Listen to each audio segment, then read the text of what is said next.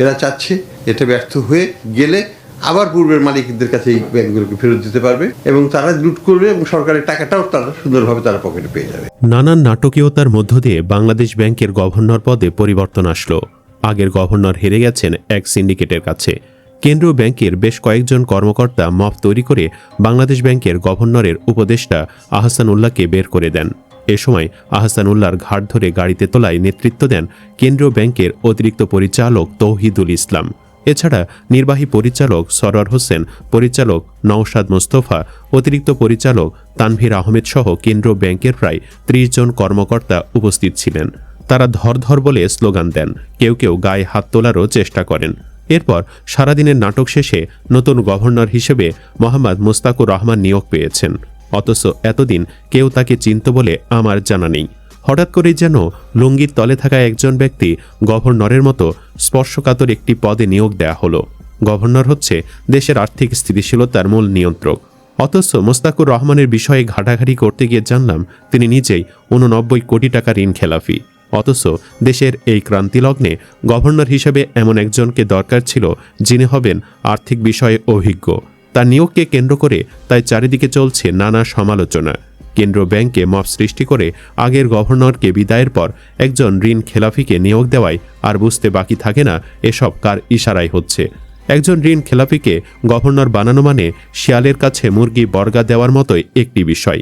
চলুন আপনাদের একটা গল্প শুনিয়ে আসি। গ্রামের বাজারে রাতে বন্ধ দোকান থেকে প্রায় চুরি হতো। বাজার সমিতি একজন সিকিউরিটি গার্ড নিয়োগ দিয়েও চুরি বন্ধ করতে পারল না। সিকিউরিটি গার্ড বদলানো হলো, কিন্তু তাও চুরি বন্ধ হয় না। এভাবে একে একে 6 জন গার্ড বদলানো হলেও চুরি বন্ধ করা গেল না। গার্ড একদিকে মনোযোগ দিলে চোর আরেক দিক থেকে চুরি করে। গার্ড বাজারের দক্ষিণে গেলে বাজারের উত্তরে চুরি হয়। 1 বছর পরে নতুন বাজার কমিটি শপথ নিল। কমিটির সভাপতি চুরি বন্ধের জন্য একটা নাটকীয় সিদ্ধান্ত নিলেন। তিনি এলাকায় কুখ্যাত চোরকে বেশি বেতনে সিকিউরিটি গার্ডের চাকরি দিলেন। বাজারের সবাই আপত্তি জানালেও কমিটির সভাপতি ওনার কথায় অনড়। তার যুক্তি হলো একজন চোরই আরেক চোরের মেন্টালিটি বোঝে। এই গার্ড চেষ্টা করলে চুরি বন্ধ হয়ে যাবে। একটা সময় দেখা গেল সত্যি সত্যি এ বাজার থেকে চুরি বন্ধ হয়ে গেল। বাংলাদেশ ব্যাংকের নবনিযুক্ত গভর্নর 89 কোটি টাকা ঋণ খেলাফি।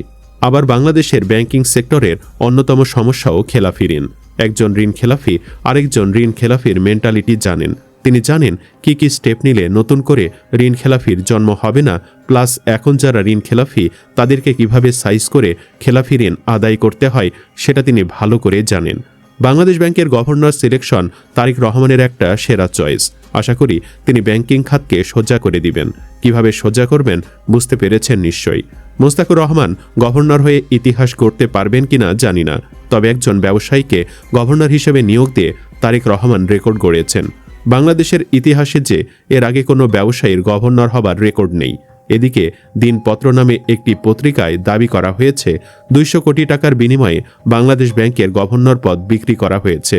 নতুন গভর্নর হিসেবে নিয়োগ পেয়েছেন ব্যবসায়ী মোস্তাকুর রহমান, যাকে প্রধানমন্ত্রী তারেক রহমানের ঘনিষ্ঠরা দেন দরবার করে পদে বসিয়েছেন বলে সেই সূত্রে জানা গেছে। উল্লেখ্য, গতকাল সকালে বিভিন্ন দাবি পূরণ এবং 3 কর্মকর্তাকে কারণ দর্শানো ও বদলির আদেশ প্রত্যাহারের দাবিতে প্রতিবাদ সমাবেশ করেন বাংলাদেশ ব্যাংকের কর্মকর্তারা। এসব দাবি না মানলে বৃহস্পতিবার থেকে গভর্নরের পদত্যাগের দাবিতে কলম বিরতিতে যাবেন কর্মকর্তা ও কর্মচারীরা, এমন ঘোষণা দেওয়া হয় সমাবেশ থেকে। বাংলাদেশ ব্যাংকের গভর্নর আহসান এইস মনসুরের স্বৈরাচারী আচরণের প্রতিবাদে সংস্থাটির সর্বস্তরের কর্মকর্তা কর্মচারীদের প্রতিবাদ সভার আয়োজন করে Bangladesh bank officers welfare council. এতে বাংলাদেশ ব্যাংকের কর্মকর্তা কর্মচারীরা অংশ নেন।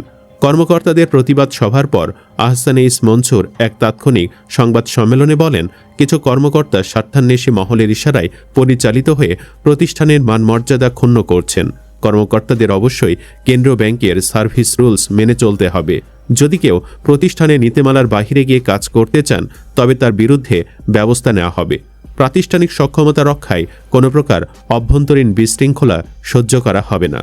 গভর্নর বলেন, সংকটগ্রস্ত ব্যাংকগুলোকে দেউলিয়া হওয়া থেকে রক্ষা করা এবং সামগ্রিক বাজার স্থিতিশীল রাখা কেন্দ্রীয় ব্যাংকের একটি কৌশলগত ও আবশ্যিক দায়িত্ব। এজন্য ব্যাংকগুলোকে টাকা দেওয়া হয়েছে। এই হস্তক্ষেপ না করা হলে আমানতকারীরা তাদের কষ্টার্জিত অর্থ ফেরত পেতেন না, যা জাতীয় অর্থনীতিতে একটি ভয়াবহ বিপর্যয় সৃষ্টি করত। এই আর্থিক সহায়তা কোনো একক ব্যাংকের জন্য নয়, বরং গোটা খাতের ওপর জনগণের আস্থা বজায় রাখার একটি বৃহত্তর প্রচেষ্টার অংশ। এরপরও এক্সিম ও সোশ্যাল ইসলামী ব্যাংক দাঁড়াতে পারেনি। বাংলাদেশ ব্যাংকের কোনো কর্মকর্তার অধিকার নেই এসব বিষয়ে কথা বলার। এজন্য 3 কর্মকর্তার বিরুদ্ধে ব্যবস্থা নেওয়া হয়েছে। গভর্নরের পদত্যাগ চান কর্মকর্তারা। এ বিষয়ে বক্তব্য জানতে চাইলে আহসান মনসুর সাংবাদিকদের বলেন, পদত্যাগ করতে আমার মাত্র 2 সেকেন্ড সময় লাগবে। আমি এখানে এসেছি জাতির সেবা করতে। দেশের এই সংকটকালীন সময়ে জাতীয় কর্তব্য হিসাবে দায়িত্ব গ্রহণ করেছি। গভর্নর আশঙ্কা প্রকাশ করে বলেন, একটি কুচক্রী মহল সাধারণ কর্মকর্তাদের ভুল পথে পরিচালিত করে ব্যাংকগুলোকে আবার সেই পুরনো লুটেরা মালিকদের হাতে তুলে দেওয়ার ষড়যন্ত্র করছে। তিনি প্রতিশ্রুতি দেন, কেন্দ্রীয় ব্যাংক এই ব্যাংকগুলোকে একটি শক্তিশালী অবস্থানে নিয়ে যাবে এবং কোনোভাবেই আগের ঋণখেলাফি মালিকদের কাছে এগুলো ফেরত যেতে দেওয়া হবে না। গভর্নর বর্তমানে ধুঁকতে থাকা ব্যাংকগুলোকে একটি শক্তিশালী ও টেকসই আর্থিক অবস্থানে নিয়ে যাওয়ার দৃঢ় অঙ্গীকার পুনর্ব্যক্ত করেন। অর্থ মন্ত্রণালয় সূত্রে পাওয়া নতুন গভর্নর মোস্তাকুর রহমানের জীবন বৃত্তান্ত থেকে জানা যায়, তার জন্ম 1966 সালে ঢাকায়। তিনি ঢাকা বিশ্ববিদ্যালয়ের হিসাব বিজ্ঞান বিভাগ থেকে স্নাতকোত্তর ডিগ্রি অর্জন করেন। পরে তিনি the institute of cost and management accountants of Bangladesh থেকে FCMA ডিগ্রি লাভ করেন।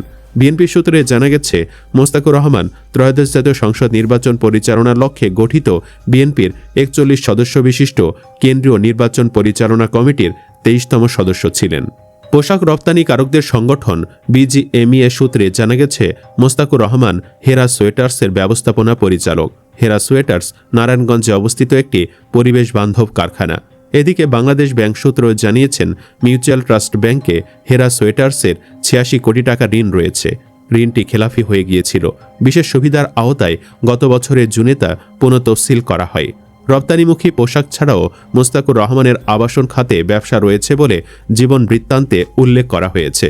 এতে আরও জানানো হয়, তিনি 30 বছরের বেশি সময় ধরে আর্থিক খাত নিয়ে কাজ করছেন। বিশেষ করে কর্পোরেট ফিন্যান্স, রপ্তানি, প্রাতিষ্ঠানিক সুশাসন, আর্থিক ব্যবস্থাপনা ইত্যাদি নিয়ে কাজের অভিজ্ঞতা আছে তার। মোস্তাকুর রহমান BGMEA আবাসন ব্যবসায়ীদের সংগঠন rehab, association of travel agents of Bangladesh এবং ঢাকা চেম্বারের সদস্য। এসব সংগঠনের বিভিন্ন কমিটিতে তিনি কাজ করেছেন।